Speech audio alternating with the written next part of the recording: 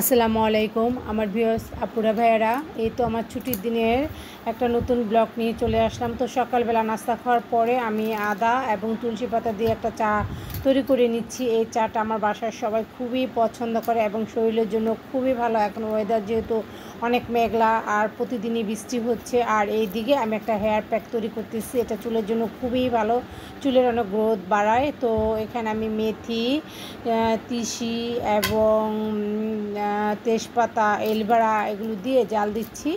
আর যেহেতু ছুটির দিন অনেক কাপড় ভিজানো হয়েছে, মেয়ের যেহেতু স্কুলের ড্রেস আছে, মেয়ের যা বাবার কাপড় চোপড়ও আছে, তো অনেক কাপড় জমে গিয়েছিল। এটা আজকে সব ভিজিয়ে রেখেছি ধোয়ার জন্য। আর আজকে আমি একটু অন্যরকম খাবার তৈরি করব, যেহেতু ওয়েদারটা অনেক ঠান্ডা, একটু বৃষ্টি বৃষ্টি ভাব আছে। তো এরকম এখানে আমি 2 রকমের ডালও ভিজিয়েছি। এই ডালটা দিয়ে আমি পেঁয়াজও তৈরি করব আর কি। তো আমি ভিজিয়েছিলাম, রাজামণির বাবাকে বলেছিলাম আর কি যে কাবাবে দেওয়ার জন্য, কিন্তু রাজামণির বাবা বলতেছিল যে সে মশারির ডাল দিলে কাবাব খাবে না। আর আমি জিরা টেলে নিচ্ছি। তো জিরা যেহেতু মশলাটা শেষ হয়ে গিয়েছিল, তো এইদিকে আমার শাশুড়ি আম্মা জিরাটা ধুয়ে চুলার নিচে দিয়েছিল 2 দিন আগে, শুকিয়ে একদম মচমচা হয়ে গিয়েছে। আর আমি এখন এটা এই তো টেলে নিচ্ছি। মানে আজকে এগুলো সব ব্লেন্ডার করে নেব। আজকে বেশ কিছু কাজ আছে, গুছিয়ে করব।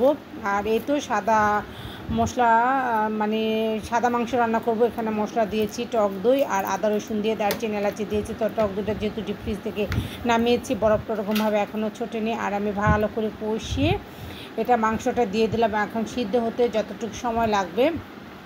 আর এই তো আমার ছুটির দিনের যে কাজগুলো আছে এগুলো আমি একটু একটু করে এখন করে নেব, কারণ অত তড়িঘড়ি করব না। ছুটির দিনে আমি যেদিন যে কাজগুলো করি আগে থেকে প্ল্যান করে রাখি, তাহলে কি কাজটা করতে আমার অনেকটা সুবিধা হয় আর অত তড়িঘড়ি লাগে না। তো এই তো মাংসটা যেহেতু অনেকটা কষানো হয়ে গিয়েছে, আর আমি কাঁচামরিচও দিয়ে দিয়েছি। তো রজমণি বাবা রাতের বেলা আমাকে বলতেছিল যে আজকে যাতে একটু সাদা মাংস একদম টক দই দিয়ে রান্না করি আর ভুনা খিচুড়ি রান্না করি। আর এইদিকে আমার জিরাটাও আস্তে আস্তে আমি ফাঁকি করে নিচ্ছি, কারণ যে কাজগুলো যখনই করি একটু গুছিয়ে করার চেষ্টা করি, তাহলে কি কাজের অনেকটা আয় পাওয়া যায়। আর আমার একদম ছড়ানো ছিটানো কোনো কিছুই ভালো লাগে না। আমি চেষ্টা করি যখনই রান্নাঘরে যাব একদম রান্নাঘরের যে কাজগুলো থাকে প্রপারলি পুরো শেষ করে বের হয়ে যাওয়ার জন্য। আর যেহেতু ছুটির দিন ছিল, তাই আমার মেয়ে সবসময় চেষ্টা করে আমাকে একটু সাহায্য করার। আমিও চেষ্টা করি ওকে কাজের মধ্যে রাখার, তাহলে কি যে বাচ্চারা একটু মনোযোগী হয়, যে কাজেও অনেক উৎসাহ পায় কীভাবে কাজ করে। তো ওকে দিয়ে আমি সব কিছু করলাম। যেহেতু জিরাটা ফাঁকি হয়ে গিয়েছে আর একটু কাবাব যেহেতু তৈরি করব, সব কিছু একসাথে মিক্সড করে ব্লেন্ডার করে নিলাম। আর এদিকে ওই যে ডালটা যে ভিজিয়ে রেখেছিলাম, তো ভাবলাম যে এটা তো কাবাবে দেওয়া যাবে না, যেহেতু মশারির ডাল আর মটর ডাল একসাথে করে ফেলেছি ভুলে, তাই এটা ব্লেন্ডার করে নিলাম পেঁয়াজও খাওয়াবো ভেবে। আর রজামণিকে বললাম যে তুমি জিরাগুলো ভরে ফেলো। আর এই তো ও খুব সুন্দর করে বয়মের মধ্যে ভরে নিচ্ছে একে একে। তো সবগুলো জিরা রজামণি করলো। আর আমি এদিকে বললাম যে ডালটা বক্সে ভরে রাখো, কারণ বাচ্চাদের দেখা যায় কাজের মধ্যে রাখলে ওদেরও অনেক উৎসাহ হয় আর আমার সাথে সাথে থাকে, আমারও ভালো লাগে আর কি এগুলো। কারণ যেহেতু মেয়ে মানুষ, কাজ তো অবশ্যই শিখতে হবে, আর কাজের উৎসাহ থাকাটা অনেক ভালো। তো এদিকে আমি কাবাবগুলোও তৈরি করে নিয়েছি। তো আমার মেয়ে আর আমি এগুলো তৈরি করেছি, আর আমার শাশুড়ি আম্মা এবং আমার যে হেল্পার ম্যান তারা ছিল, তারা অনেক কথা বলতেছিল। তো অনেক দিন পরে গরুর মাংস মানে কুরবানির মাংস দিয়ে আমি কাবাব তৈরি করলাম। তো এর মধ্যে আমাদের সব কাজ যেহেতু শেষ হয়ে গিয়েছে, তো আমি ভুনা খিচুড়ি রান্না করলাম। আর আমি যখনই পোলাও কিংবা ভুনা খিচুড়িটা রান্না করি একটু বারবার নেড়ে চেড়ে দিই, তাহলে কি ঝরঝরা হয়, লেগে যায় না, আর একদম পারফেক্ট ছিল খাওয়ার জন্য। একদম খুব সুন্দর একটি স্মেল বের হয়েছিল। তো এই তো খাওয়ার আগ মুহূর্তে আমি কাবাবগুলো ভেজে নিচ্ছি। আমাদের খাওয়ার যেহেতু সময় হয়ে গিয়েছে, তো আমার মেয়ে সব সময় তার দাদুর সাথে দুষ্টামানি করবে যে আম্মুর খাবারটা অনেক মজা, ভালো লাগে, আম্মু তুমি রান্না কোথায় শিখেছ।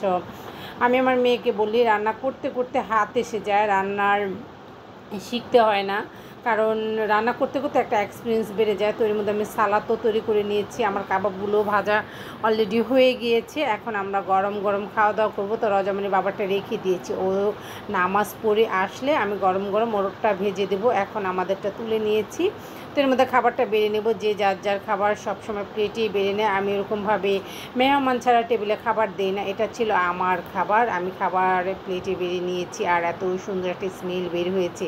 আজকের ব্লগটা আপনাদের কাছে কেমন লাগলো অবশ্যই আমাকে লাইক কমেন্টের মাধ্যমে জানাবেন। যারা নতুন পুরনো প্লিজ আমার চ্যানেলটা সাবস্ক্রাইব করে নেবেন, আমার পাশে থাকবেন, বেল বাটনটা অন করে দেবেন, আমি নোটিফিকেশান ছাড়া মাত্রই যাতে আপনাদের কাছে চলে যায়। আর দেশ বিদেশ থেকে যারা আমার ব্লগটা ছোটো করে সবাই দেখেন, আপনাদেরকে অনেক অনেক আমার মন থেকে দোয়া এবং ভালোবাসা রইল। আর আমার মেয়ে এত মজা করে খাচ্ছিল।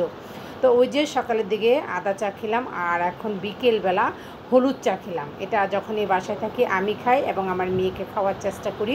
তো হলুদ চাটার রঙটা এত দারুণ হয়েছিল, খুব সুন্দর লাগতেছিল দেখতে, এটা শরীরের জন্য খুবই ভালো। আর সন্ধ্যার পরে আমি দারচিনি, এলাচি, লং এবং তেজপাতা দিয়ে একটা চা তৈরি করি। এই চাটাও বেশ ভালো লাগে খেতে। তো এটা আমার মানে প্রতিদিনের রুটিন। কেমন হলো জানাবেন। আল্লাহ হাফেজ।